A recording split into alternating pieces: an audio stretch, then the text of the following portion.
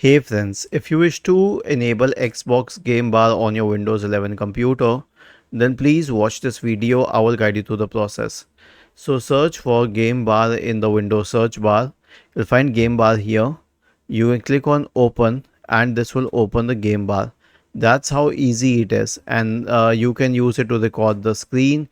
You can use it to manage the speakers, the audio input and output both, and you can use it to connect games. You can use it to check the system performance, including the GPU performance. This is something that is not available in real time on the task manager. So there's a lot that you can do about it. You can check the performance, you can capture the screen, you can manage the audio, you can get assistance for game, you can connect to the Xbox, and then you can also enable quick through, etc. Was this helpful? If yes, then please subscribe to the channel. If not, then let us know in the comment section of the video on how we could help you further. Thank you for watching this video and have a nice day.